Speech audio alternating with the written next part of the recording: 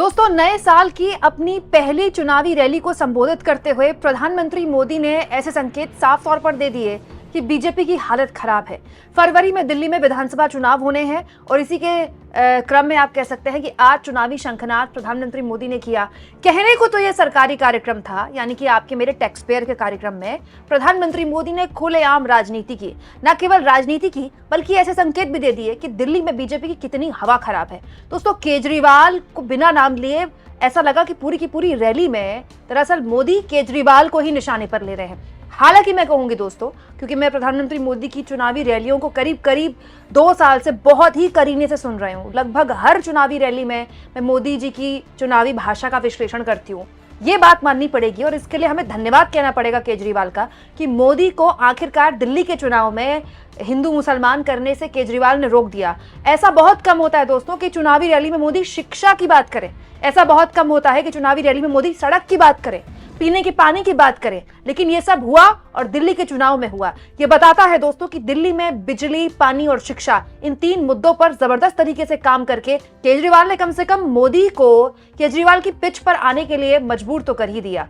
दरअसल दोस्तों, आज प्रधानमंत्री मोदी अशोक विहार के रामलीला मैदान में एक कार्यक्रम में शामिल हुए। यहाँ पर बड़े स्तर पर लोगों को, जो झुग्गी झोपड़ी के लोग थे, उनको पक्के मकानों की चाबियां मोदी ने सौंपी और ये बताया कि कैसे केंद्र की मोदी सरकार लगातार दिल्ली वालों के लिए काम कर रही है। यहाँ गौर फरमाया जाए कि ये वही लोग हैं दोस्तों कि जो केजरीवाल का कोर वोटर हैं। दरअसल यही वो लोग हैं जो केजरीवाल को पिछले 10 साल से लगातार वोट करते आए, अलग अलग मुद्दे पर, चाहे फ्री बिजली की बात हो, चाहे वो पानी की बात हो, चाहे वो सरकारी स्कूलों की बेहतर व्यवस्था की बात हो, या फिर सरकारी अस्पताल या मोहल्ला क्लिनिक। इन्हीं लोगों को एक्चुअली में केजरीवाल की योजनाओं का सीधा फायदा हुआ। इनफैक्ट फ्री महिलाओं की जो फ्री बस सेवा है वो भी इन्हीं लोगों को फायदा हुआ है। और ये है केजरीवाल का कट्टर वोट बैंक। और दोस्तों, यही केजरीवाल के कट्टर वोट बैंक को निशाने पर लेकर मोदी ने आज साफ संकेत दे दिए कि बीजेपी वही गलती कर रही है दिल्ली में जो उसने 2014 के बाद के लोकसभा चुनाव के बाद होने वाले विधानसभा चुनाव में की और जो उसने साल 2020 के दिल्ली के विधानसभा चुनाव में की। तो मोदी ने आज उस शीश महल का जिक्र किया जिस पर लगातार बीजेपी और गोदी मीडिया केजरीवाल को निशाने पर लेती रही है। साथियों, देश भली भांति जानता है कि मोदी ने कभी अपने लिए घर नहीं बनाया।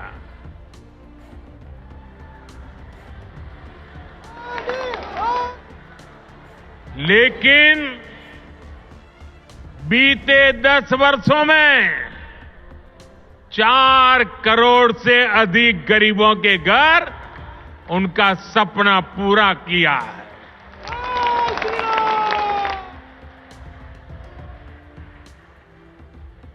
मैं भी कोई शीश महल बना सकता था।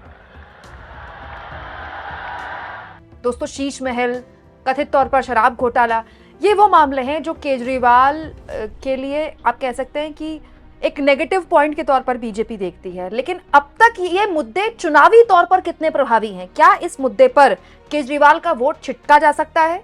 क्या इस मुद्दे पर केजरीवाल को नुकसान मतलब वोट बैंक के लिहाज से हुआ है? क्या ये चुनावी मुद्दा बन सकता है? इसका टेस्ट इस चुनाव में हो जाएगा। लेकिन मोदी ने दोस्तों, जैसा कि मैंने कहा कि 2014 और 2019 के बाद जो दिल्ली के विधानसभा चुनाव हुए, पूरी रैली में वही गलती की, नेगेटिव प्रचार करके। दरअसल आप पूरे के पूरे दिल्ली में घूमे दोस्तों तो बीजेपी ने अलग अलग तरह के पोस्टर्स लगाए हैं और इन पोस्टरों में ग्रे और व्हाइट, इन 2 रंगों का ज्यादातर इस्तेमाल किया गया। और ये पूरा का पूरा जो प्रचार है बीजेपी का, वो केजरीवाल के विरोध का प्रचार है, नेगेटिव प्रचार है। एक्चुअली में होता क्या दोस्तों, शुरुआत में अब जाहिर सी बात है किसी राज्य में अगर कोई पार्टी विपक्ष में है तो वो सरकार को निशाने पर ही रहेगी ना। बाकी विपक्षी पार्टियां भी तो यही करती हैं जहां पर बीजेपी सरकार में होती है। लेकिन जरूरत से ज्यादा नेगेटिव जो प्रचार होता है ना, वो कई बार हमको नुकसान पहुंचाता है। क्योंकि आप ये तो बता रहे हैं कि केजरीवाल बुरे हैं, लेकिन आपको ये भी बताना होगा कि आप में क्या खूबी है कि आपको चुना जाए। इसीलिए मोदी इस रैली में वो कर रहे थे जो अमूमन करते हुए नहीं दिखते हैं।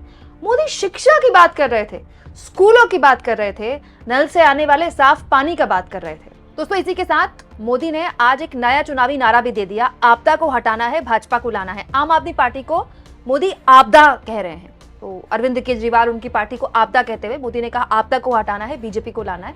और इस तरह के नारे मोदी हमेशा देते रहे हैं। झारखंड चुनाव में भी रोटी बेटी माटी का नारा दिया था, वो अलग बात है कि वो नारा चला नहीं था।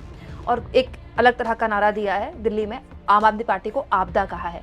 यहाँ पर इस बात को भी गौर किया जाए कि मोदी ने अन्ना हजारे का भी जिक्र किया कि अन्ना हजारे को सामने रखकर कुछ लोगों ने दिल्ली को आपदा में धकेल दिया। हम सब जानते हैं दोस्तों, अन्ना हजारे के आंदोलन से किस किस को फायदा हुआ। आम आदमी पार्टी अन्ना हजारे के आंदोलन की ही उपज है, उसके बाद ही आम आदमी पार्टी बनी।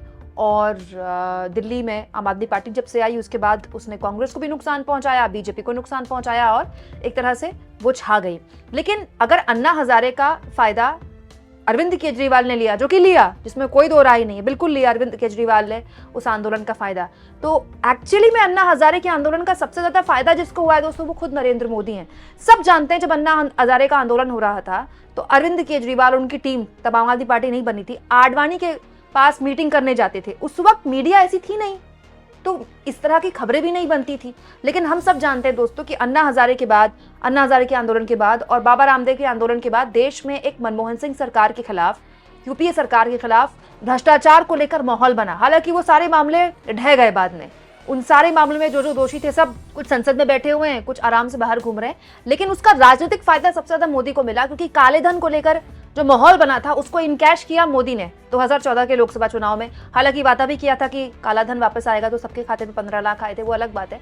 लेकिन अगर अन्ना हजारे का फायदा अरविंद केजरीवाल को मिला दोस्तों, तो सबसे ज्यादा फायदा एक्चुअली में नरेंद्र मोदी को मिला है। हालांकि अपनी इस रैली में मोदी ने यमुना के पानी का जिक्र किया, जो कि एक सच्चाई है। केजरीवाल भी मानते हैं कि अपने कार्यकाल में ये कुछ मुद्दे जो कि अधूरे छूट गए। केजरीवाल ने वादा किया था कि अगले चुनाव में, यानी कि ये जो चुनाव हो रहा है, पिछले चुनाव में उन्होंने कहा था कि वो यमुना का पानी पीने लायक बना देंगे, लेकिन फिलहाल तो यमुना का पानी नहाने लायक भी नहीं है।